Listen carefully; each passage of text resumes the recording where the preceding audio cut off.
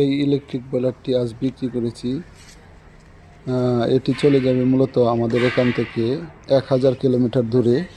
এই জন্যই মূলত এই বয়লারটিকে প্যাকিং করা হচ্ছে, যাতে করে বয়লারটির মধ্যে কোনো রকম দাগ না পড়ে। এই বয়লার মেশিনটি প্রায় 300 কেজি ওজন। এই জন্যই মূলত এটা উঠানোর জন্য ক্যারেং আনা হয়েছে। যেহেতু ওজন বেশি, আমাদের পক্ষে এই বয়লারটি গাড়ির মধ্যে তোলা সম্ভব হবে না।